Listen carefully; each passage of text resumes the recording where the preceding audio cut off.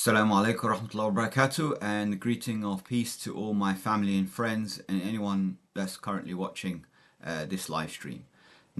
Just now I'm going to do a reaction video on a recent upload from the YouTube channel Sinn Fein, which is a political party in Northern Ireland and I believe also in the Republic of Ireland.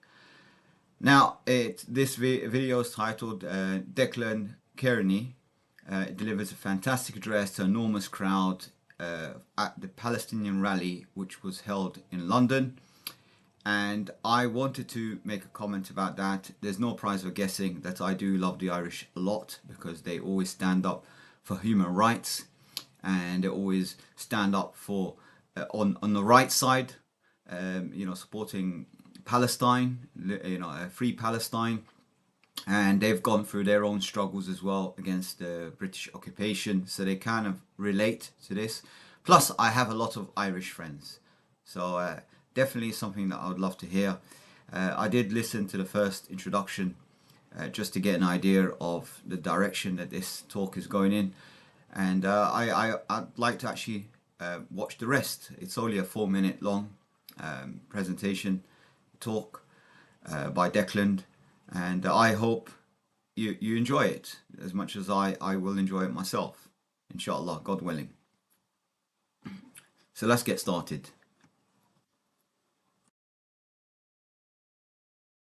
Brothers and sisters, greetings from Ireland. This year marks the 25th anniversary of the Good Friday Agreement. Our peace settlement in Ireland has created a new future for later generations. But friends, in Palestine, there is no peace process. The lived reality for successive generations has been one of colonisation, occupation, apartheid and dispossession. And today an Israeli bombardment and humanitarian catastrophe is taking place in Gaza, the likes of which we have never seen. One Palestinian child has been killed every 15 minutes since the 7th of October. Nearly 4,000 Palestinians have been killed, and 70% of them have been women and children.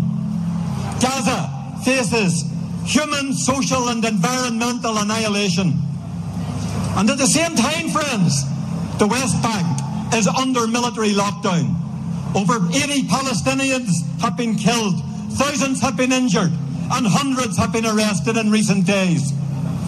War crimes are being executed with impunity against children, women, hospitals, schools and churches, behind the pretext that Israel has a right to defend itself.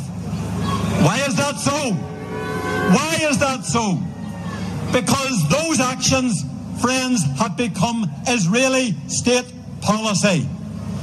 Friends, we mourned the terrible loss of Israeli lives on the 7th of October in events that have been rightly condemned. But make no mistake about this, Israeli aggression against Palestine long predates that awful day. So no one has any justification to take anyone else's human life. I mean, we didn't give life to ourselves, therefore no one has a right to take someone else's life. And like I mentioned in previous live streams, in the rules of engagement, when you're in a conflict situation, you're not allowed to kill any civilians or take even civilians as hostages, nor are you allowed to harm the environment in any way. So if there's a chance that you might, in your strike, you might actually damage a tree or damage a religious building, or even there could be a risk of any life, any life as in human life or animal life, then you're not allowed to take that strike. You can only attack the one that's attacking you. Kill or be killed. If you're in that situation, then you're allowed to defend yourself and fight back, but you're not allowed to exceed the bounds or exceed the aggression. And also, if you capture a combatant in a conflict situation where they surrender or something like that, you can take them in as a prisoner of war, but they transfer from being your enemy to your brother in humanity. So you have to treat them well, with respect and so on. And if you watch the recent hostages that were released from Hamas recently, today or yesterday night, in fact, you would see that the hostages are speaking very highly of the captors, and they've said that they treated them well, they fed them, they looked after them, they didn't harm them in any way, they didn't torture them. So that's very important in Islam. You know, whenever you capture someone or an enemy surrenders, they're no longer your enemy. They're your brother in humanity. You have to treat them well. That's another thing as well. And I think that's what he points out, that we all condemn any form of violence or aggression. And we have to understand that, you know, the Palestinians have been occupied, tortured every single minute of the day. They're being used as target practice, used for experiments. You know, all sorts of hideous crimes are being committed against the Palestinians, men, women and children. Unarmed civilians, they're being bombed. People go to sleep in the same room because when they die, they want to all die together, because they know at any moment a bomb could just drop down without any warnings. It's all a big lie. I've spoken to Palestinians that are stuck in Gaza, people that have lost lives, and they all told me they've not been warned. It was just mere coincidence that they left the building because there were strikes going on in the neighborhood, and they left, and then their building got struck as well. So by chance they survived. Had they stayed indoors, they would have been all dead. So a family of up to 40 people were, you know, sheltering in one property, and that whole building collapsed. And I have friends that were businessmen that own shops, supermarkets and so on, and all the trades and shops, schools, hospitals in that particular region where they live all got bombed, carpet bombed. That's the term that the Israelis use. They just carpet bomb every single house in the street just to make sure there is no one there. And they just want to maximize the collateral damage. They're not targeting the people that are fighting them. They're not targeting Hamas. They're targeting innocent civilians. They're targeting children. They're targeting women. They're targeting the old, the disabled, the people that have no way of leaving their property. They're just bombing them, just getting rid of as many innocent civilians as possible. That's their strategy, to kill everybody and then go in and then combat the freedom fighters, which are just a handful of people.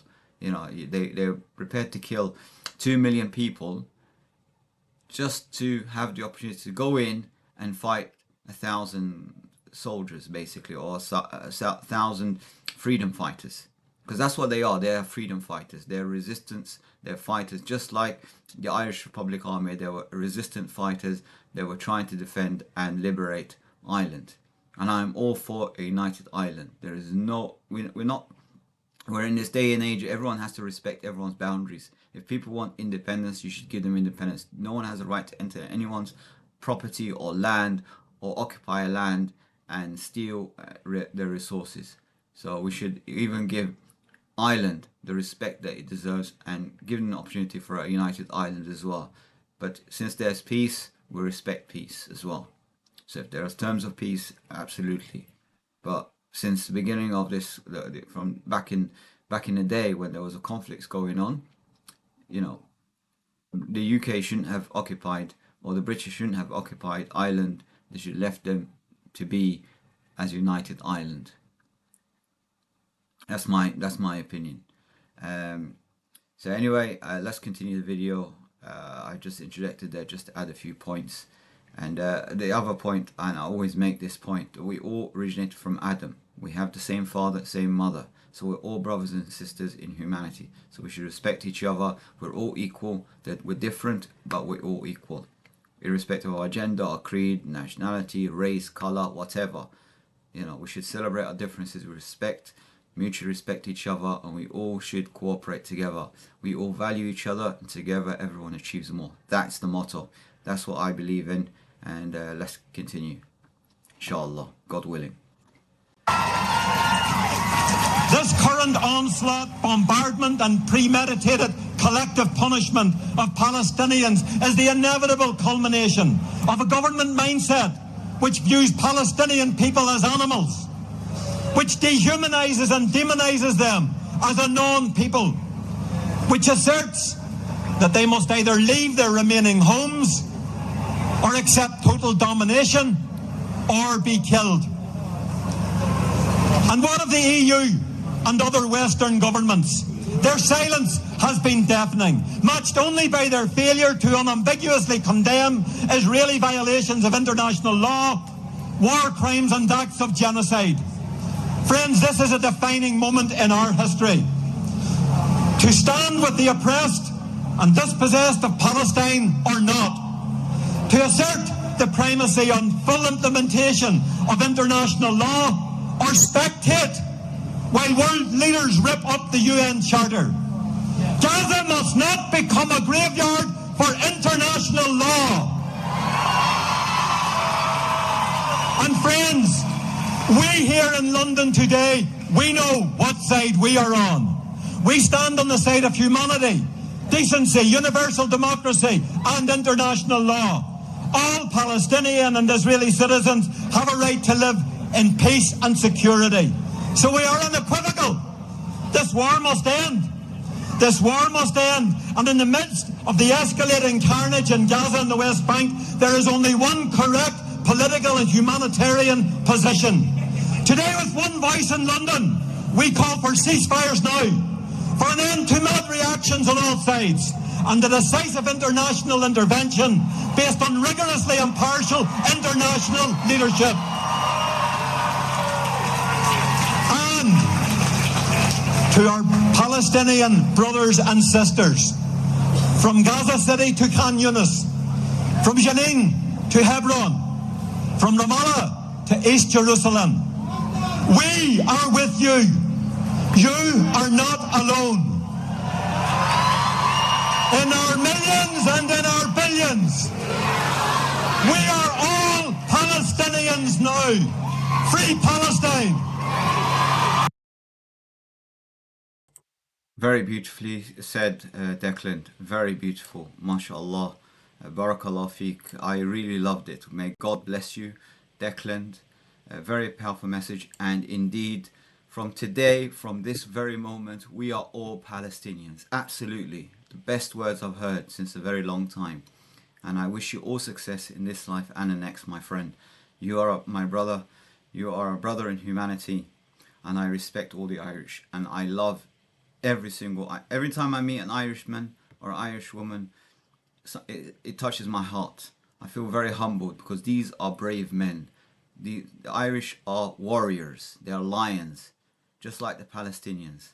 I respect every single Palestinian that fights for his freedom. You know, I really, it humbles me when I meet such great men like the Irish and the Palestinians. MashaAllah. May Allah give them everything they wish for in this life and the next. There's also one point where he said, you know, all human life, and he said the Israelis and Palestinians. Absolutely. No one has a choice where they were born or who their parents are. No one gets to choose if their parents were Zionists or Nazis, whatever. It's only when they reach a mature age then they can make an informed decision of what's right and wrong. You don't have to let, you know, other people's opinions of you dictate your future. You can always change. Everyone can change. Everyone can become, you know, a decent human being. You know, someone that's beneficial in society. You don't have to be a criminal because your ancestors were all like a generation of criminals. You can always change and become a law-abiding citizen. Therefore, I always advocate for peace, and I believe there is a peaceful resolution to all this, but we have to start by dismantling the apartheid state. And dismantling the apartheid state does not mean ethnically cleansing the Jews. I am part ethnically Jew, or ethnically from Bani Israel, descendant of Yaqub, which they call Israel. So I have ethnically this, and my grandmother's Scottish, which is part Irish as well, and mixed of about 40% European, 60% Middle Eastern. So I have relatives that are more on one side than the other. I have relatives that are more higher, portion of their genetics are Europeans than Middle Eastern. So I have relatives from all corners of the world, just like you have. If you check your genetics, you will find out you're a mix of a lot of races. And it's no surprise because we all originated from Adam anyway. And once upon a time we did coexist together. Muslims, Jews, Christians, atheists, whatever, they didn't discriminate against each other. They all lived in peace and harmony together on the same street as neighbors. They took care of each other's children. They respected each other. One of my brothers was actually circumcised by a rabbi, so there's nothing wrong with that. So it's just it's something that we should learn, that we need to respect each other and value each other. And like I always say, we all value each other, and together everyone achieves more. And our purpose in life is to serve others. Service to many leads to greatness. That's our purpose in life, is always look for the people that are less fortunate, stand up for the weak, not stand on or ally ourselves with the bully just because we're scared of our own lives. Just like what the British and the Americans and Biden and Rishi Sunak and all his crony friends, they're siding with Israel. Why? Because they feel this is the people that are gonna benefit them in some way financially. They're not thinking about the citizens. They're throwing the entire British citizens under a bus effectively, and so is Netanyahu. Netanyahu's throwing all the Israeli citizens under a bus as well. He's sacrificing his own citizens, and I believe it's all orchestrated and it was some sort of a false flag operation. And there's always going to be time's going to tell if I'm right or wrong. I hope I'm wrong, but I have a strong feeling, a gut feeling, that this was a false flag operation to create a distraction for the far right government and Netanyahu, so you can avoid some corruption charges. You can distract his citizens from protesting and taking up the time and putting the whole economy in gridlock from these protests and strikes. Just like in the UK, we have strikes. And so Rishi Sunak tries to create this decoy as well, that we are in war and all that nonsense. So to distract the population. And it's only going to work on a very small minority. The vast majority are going to see through the lies and through the BS that's going on in the world.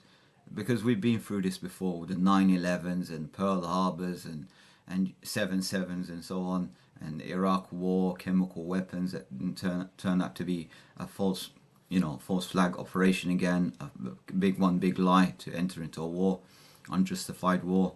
And they just keep inventing a new enemy. They take Al-Qaeda, then they talk about the Taliban, then they talk about ISIS. ISIS is a goddess of in Egypt, and they keep coming up with different names, keep coming up with different spins and stuff like that. So yeah, we shouldn't fall for these lies. We should wake up and smell the coffee. I've got some coffee here as well, just to keep awake because I had a long night. So yeah, definitely something we have to watch out for. But I just really want to say a big thank you to Sinn Fein for all the great content. I really love what they're putting out there, and for standing up for the justice for the Palestinians, the freedom and human rights for all the human race. They're always at the forefront. And if you're in in Northern Ireland or Republic Ireland, I suggest you do vote for parties like these, like the Sinn Fein. And if I was in Ireland, I would definitely be voting for Sinn Fein. I would definitely be voting for them. And if I was in Scotland, then definitely I'll be voting for the SNP, because it's led by a good leader. So definitely. This is the thing. But yeah, I'm in the Isle of Man. That's where I live. So yeah, I hope we can have a good government that's law-abiding and standing up for justice as well one day. But yeah, the Isle of Man is kind of controlled by the British in a way, indirectly.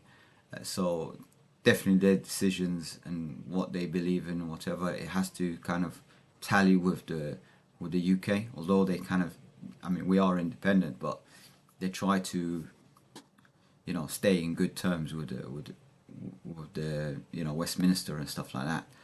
So yeah, definitely is something to look into. I'm going to be in the House of Commons tomorrow, inshallah, with a few friends. So definitely I'll try to make some recording, take a few pictures and stuff like that, and talk about it. If I'm allowed to take in my camera, which is behind me, I don't know if you can see it, it's just behind the chair. I've got a camcorder, so I'm going to try to take it. If they don't allow it in, then I will I will just try to record what I can on the mobile, or I will try to, give you a summary through a live stream, inshallah. Maybe at some point tomorrow, because I have two major events, one in the House of Commons and one is an investor event. And many of my Jewish friends and Zionist friends attend these talks as well. So I will try to, if I can, depending on if they decide, usually they try to say to me, we don't want to talk about these things on camera. I'll try to get them on camera, create like a podcast and hear their point of view, so people can judge for themselves, and the kind of psychology. And not all of them are the same. Some people are, they tell me on a private level, they say, the Jews are a superior race and every other, race are subhuman. So that's what they believe, because that's their ideology. And God promised them this land and promised them this and that and whatever, which doesn't sound right. It doesn't make sense up here, because why would God be racist and discriminate against other races? I mean, he created all of us equal. We all originate from Adam. Why would he, make someone superior just because of their skin color or the genetics, when they didn't get to choose? It's not like their choice. You're born, you don't choose your parents. So it doesn't make sense. But of course, because they're being brain trashed into thinking that way, that's what they regurgitate all the time. But I have others that start to think outside the box and say, well, maybe we were wrong. Maybe we can listen, we can hear your point of view, we can find a middle ground and find a peaceful resolution where we can coexist. Because obviously their governments tells them that the Arabs are the enemies and they want to exterminate you. So they think, well, we have to, kill off all the Arabs before they kill us, and that kind of stuff. They play with their mind regarding the Holocaust and that kind of stuff, which is complete nonsense, because it was the Arabs and the Middle Easterns and the Muslims that protected the Jews when they were being persecuted, whether it's from in Europe back in the day when Christian Europe was persecuting the Jews and mistreating them. They ran to the Middle East, they ran for refuge with the Muslims. Or it was the time of when the Nazis were in power and they were targeting ethnic Jews, and it was the Muslims that were protecting them, sheltering them, risking their life to defend them and save them. And even when they were kicked out of Germany, it was the Palestinians that gave them refuge and opened their homes and gave them food and were hospitable. What happened? The same people turned against the Palestinians and started taking over their lands. So it's like I invite someone that's homeless, and instead of him being grateful for what I'm doing for him, taking him off the street, he decides to attack me, kill me and my family, and occupy the house. So it's ridiculous. And then when my brother finds out about it and comes in and says, what have you done to my brother and his family? What I'm going to do is I'm going to take revenge. I'm going to fight you. The criminal, the homeless man that was in the street, didn't have anything to eat and all that stuff, and he was struggling on the street. He then calls the police on my brother and says to him, listen, this guy is trying to attack me. He's a terrorist. And the police will arrest my brother for fighting back. It makes no sense, right? If you tell that to a child, they'll say clearly the police should be arresting the guy, the homeless man that attacked the occupiers and killed and charge him for murder, basically, because that's what he did. He murdered the whole family and stole the land, stole the property. So he's the terrorist, not the person that's fighting for his rights. Absolute nonsense. I don't know how people fall for it.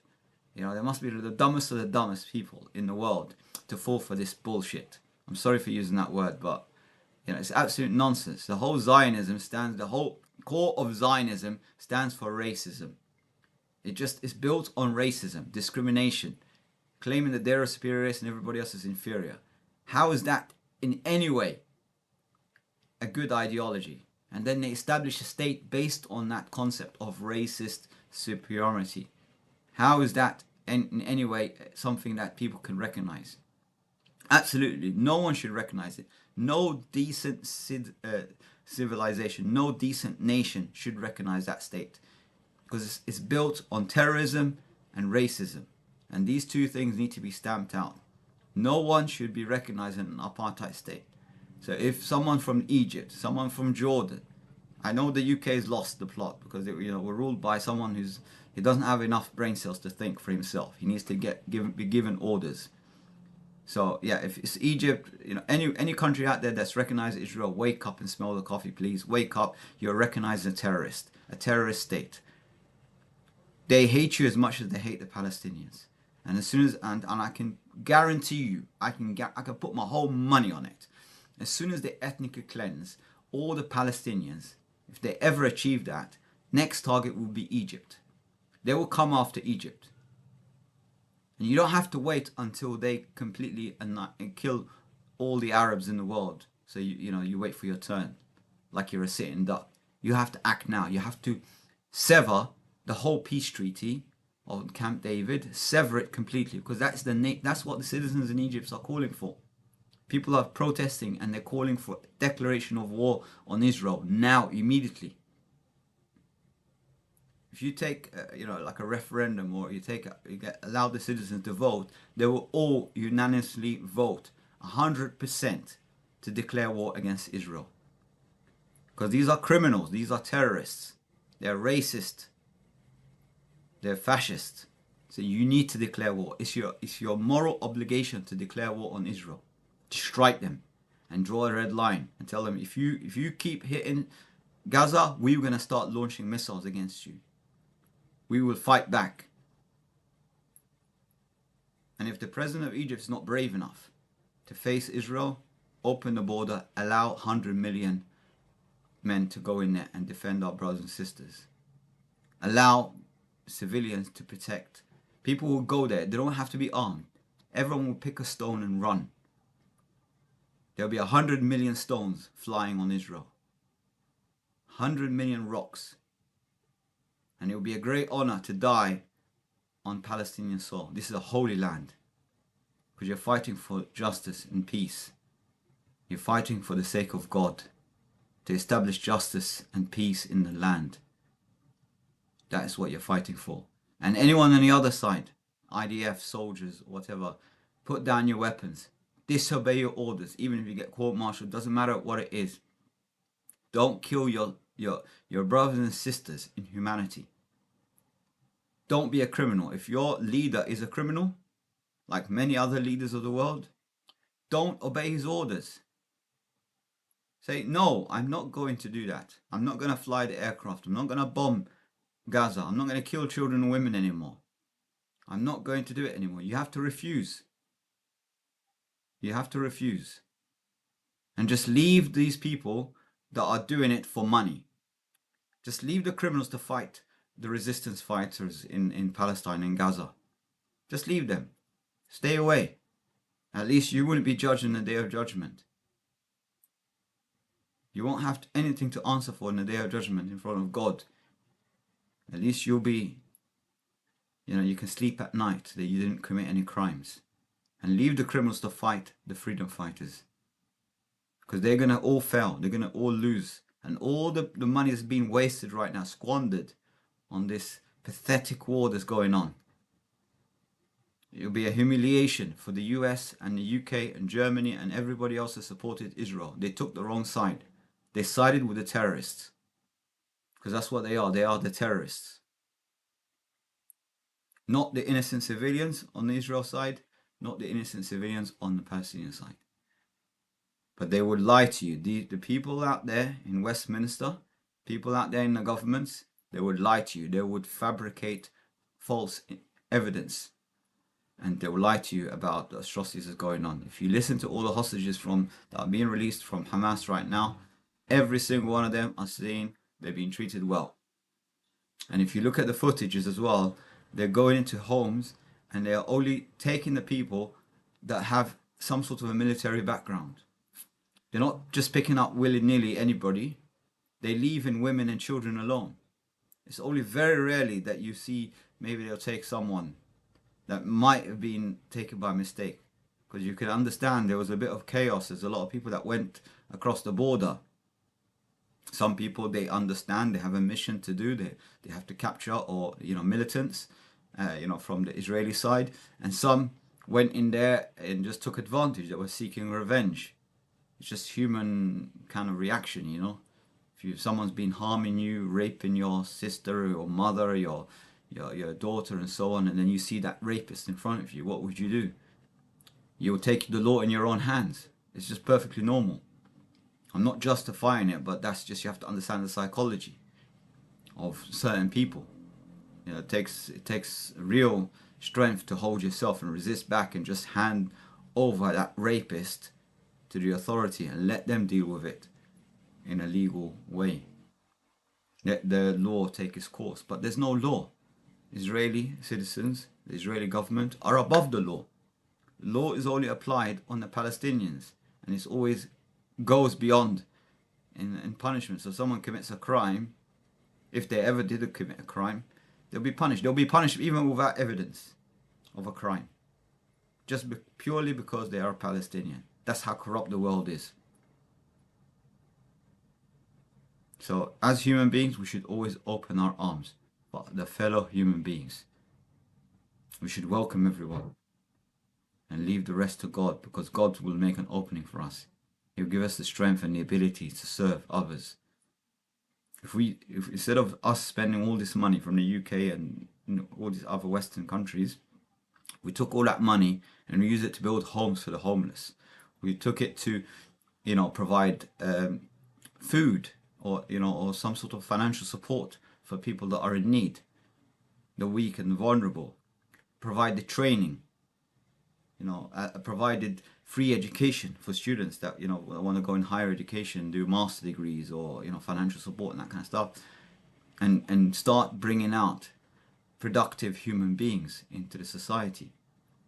Not only would we be more advanced, we'll be more beneficial. You will have a better quality of life for everybody. Everybody will benefit.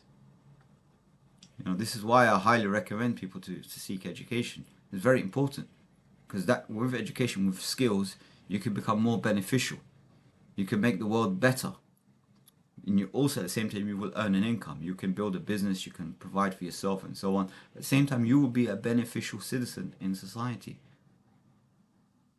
But yeah, some people might not have the resources to go and study and pay and take out loans and that kind of stuff. So if the government, instead of them spending billions and trillions in weapons and to kill other people and ethnically cleanse and genocide, if they spend that money to do something productive and useful, it will benefit them in the short, medium and long term as well. And it will make the whole world a better place for everybody. We shouldn't be thinking about exploiting other people. We should be thinking, what can I do? How can I benefit someone else? If I knew Declan and Declan needed something, or I discovered that he needs certain help in certain technical area, like I'm into IT, for example, I would be thinking, how can I serve him? And he will be thinking, how can he serve his fellow human being, someone else? So we're just paying it forward. And if everyone thinks like that, instead of thinking, well, what is my benefit by helping or supporting this individual? They just think of just giving, being just a giver. Then imagine that every single individual in the world is just a giver. Just as much as you're giving, someone else is giving to you, and you're giving to others, and they're paying it forward. That ripple effect. It will be an amazing world to live in. It will be an amazing life for everybody. It will be a good life for us and the future generation to come. That's the message that we should be pushing out there. Not war, not occupying someone else's land, not stealing, not abusing your power to oppress others.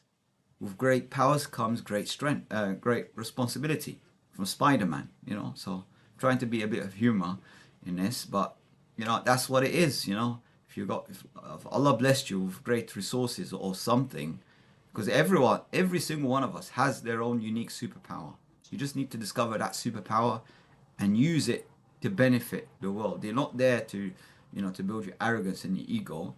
No, whatever your superpower and your traits and attributes are, use it to benefit others. Service to many leads to greatness. I hope my message is clear. I tend to repeat a lot just in case you didn't understand what I was saying, or you could misunderstand me, because I know some people, they always pick certain things and run with it and say, oh, he said this or he said that. And when I say dismantle the apartheid state, people say to me, oh yeah, you want to ethnically cleanse all the Jews and blah blah blah, and they go on and on and on about it. And I said to them, no, I didn't say that. I said equal rights for all human beings, respect for everybody. You know, do not discriminate against any ethnic race. We are all humans. We all originated from Adam. We're all Semitic groups. You know, Arabs and Jews are Semitic groups. They all originated from Abraham. Where did Abraham come from? He came from Babylon, from Iraq. And if you trace back to that land was always Palestine. Before even the Israelites were born, even the father, you know, Bani Israel, the main father, which is Jacob, Yaqub, which we believe in, is mentioned in the Quran, the Bible, the Torah, Jacob, you know, the 12 sons, and one of them was Joseph. This was the beginning of the Bani Israel, the children of Israel. And they settled in Egypt. Who was in Palestine, or that region that's called Palestine? You know, different people, different races. And they're all intermarried, and then eventually the children of Israel migrated to that region. So we all belong. You know, the whole world belongs to us. We are trustees here on earth. We are here as trustees. London doesn't belong to someone, and someone, you know, the United Kingdom belongs to a group of people, and then France belongs to a certain group of people, and China belongs. No, we all should be cooperating together. We have a right to live everywhere in the world. Go where you're treated best. We can travel all over the world, cooperate, and you know, to do productive things in the world. We have to benefit the world. While we're here, we have to do some benefit. Pay it forward, do something while we're here. Not for enjoyment, not for exploitation. I hope you understand my message very clearly, inshallah, God willing. And finally, I would like to say, Assalamu alaikum wa rahmatullahi wa barakatuh. Greeting of peace and blessing on everyone that's watched this short live stream. And I'll try to do another one very soon. Okay, alright, Assalamu alaikum. Take care for now. Bye bye.